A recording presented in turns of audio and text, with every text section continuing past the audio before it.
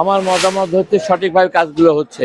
আরো বিচার হওয়া উচিত যে সচিবেরা তাদের আইডি কার্ড চেঞ্জ করে জন্মই হয়নি স্বাধীনতা যুদ্ধের সময়, তার 5 বছর 7 বছর পরে এদেরও বিচার করা দরকার এবং ওদেরকে এখন অ্যারেস্ট করে বিচার করে জেলে পোড়ানো দরকার। চাকরিটা সমস্ত চাকরির যত বেনিফিট আছে সব তাদের কাছে আদায় করতে হবে, যে যতগুলো টাকা দিয়েছে একটা বিচার করতে হবে।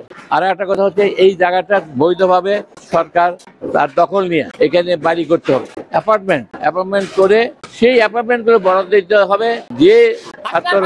যে ছাত্র জনতাকে গুলি করে মারা হয়েছে তাদের পরিবারকে ঘর দিতে হবে স্থায়ীভাবে।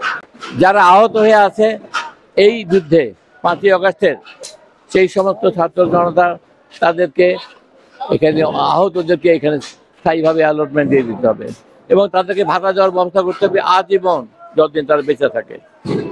এবং ওই বাচ্চারা যতদিন মধ্যে মানুষ না হবে, লেখাপড়া শিখে যতদিন স্থায়ী না হবে ততদিন এখানে থাকবে এবং তাদেরকে স্টাইপেন্ড দিতে হবে।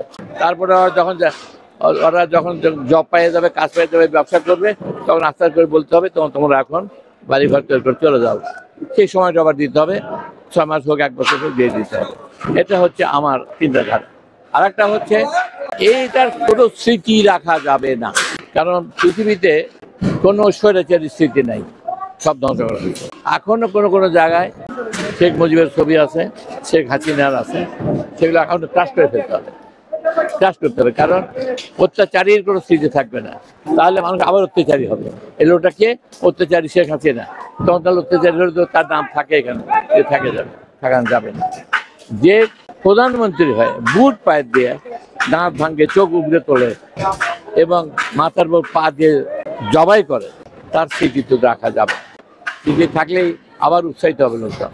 যদি ছাত্র জনতা কেউ যদি অপকর্মের সাথে আবার ভবিষ্যতে জড়িত হয়, যদি প্রমাণ পাওয়া যায়, তাদেরও বিচার করবে।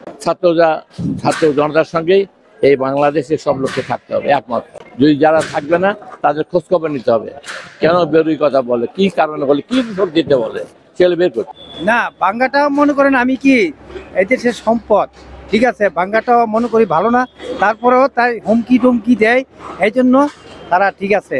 কিন্তু এই দেশের সম্পদ নষ্ট হয়, এই পক্ষ হোক ওই পক্ষ হোক, কিন্তু কোনো পক্ষে ভালো না। কিন্তু আমরা জনসাধারণ নিরহ মানুষের জন্য অনেক ক্ষতিকর, দেশে অনেক ক্ষতিকর হইতেছে। এই দেশের সম্পদ লুটে করে খায় আর সুযোগ নেয়, সুবিধা নেয়, কিন্তু এই দেশের প্রশাসন এবং সেনাবাহিনী থেকে উপরে সেনাবাহিনীর কোনো ব্যবস্থা নিচ্ছে না, জনগণের পক্ষে কোনো কাজই করছে না, দ্রব্যমূল্য নিয়ন্ত্রণ আনতে পারতেছে না, ছাত্র জনতাকে শান্ত দিতে পারছে না, দেশে অস্থির অবস্থা চলতেছে, চুরি ডাকাতি খুন ছিনতাই এগুলা। আমরা চাই সুষ্ঠু নির্বাচন এবং ভোটের মাধ্যমে নির্বাচিত হয়ে দেশের পরিচালনা করার মতো এমন দায়িত্ব ব্যক্তি দরকার, ঘুষ দুর্নীতি চাঁদাবাজি টেন্ডারবাজি যে না হয়, এরকম কর্মকাণ্ডে যে বাংলাদেশে না হয়, এটি সবচেয়ে আমরা কামনা করি। এখন মিডিয়ার ভিতরে মনে করেন জনগণের সাথে মিশাল হয়েছে, কিন্তু আওয়ামী লীগের দালাল তারা অনেক আছে, কিন্তু ধরার মতো না। এমন জনগণের পক্ষ কথা বলে, কিন্তু ভিতরে আওয়ামী লীগ করে। এখন গ্রামে গঞ্জে সরকার পতন হওয়ার পরে শুধু অস্ত্র আর অস্ত্র অভিযান কেন হয় না, কেন চুরি ডাকাতি হয়, এটা প্রশাসন কোনো ব্যবস্থা নেওয়া হয় না।